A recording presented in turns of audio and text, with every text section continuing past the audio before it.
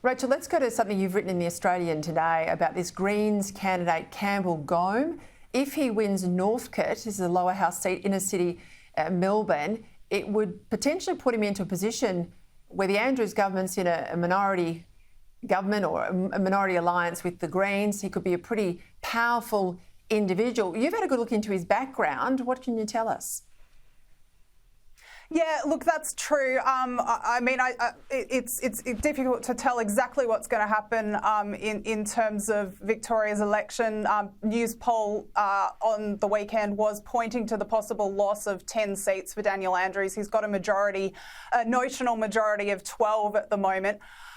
But yeah, interesting situation. This seat of Northcote has an interesting history in that it was held by Lydia Thorpe, who's now, of course, a somewhat controversial Greens senator, for just over a year. She won it at a by-election in 2017 and then lost it to Kat Theophanous, the current Labor member, in 2018.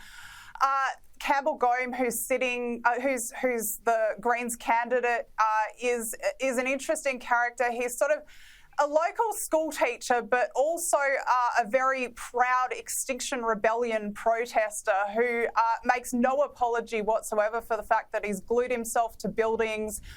He participated in, I don't know whether viewers would remember, in 2019 there was a series of rolling protests for about a week in Melbourne where people just couldn't get to work because these people were blocking traffic in crucial parts of Melbourne.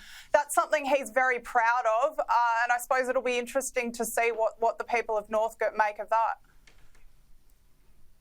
Oh, honestly, mate, and any wonder we think the kids are brainwashed if that's a school principal and he's proud of his Extinction Rebellion links, and also he's a Greens candidate.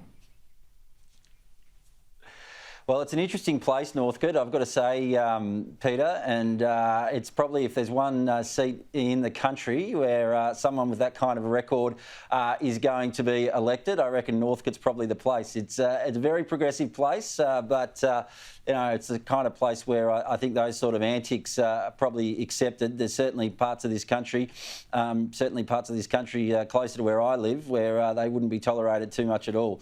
But it's going to be an interesting battle there in Victoria, and I think it's going to be really interesting to see the impact that both the Greens and the various independents from both sides of the political spectrum have. I think they're going to have quite a big impact, and I think we're really heading, I would say somewhat worryingly, to a situation where those extreme political fringes are really attracting a larger percentage of the vote, and I don't think that's good overall for our country.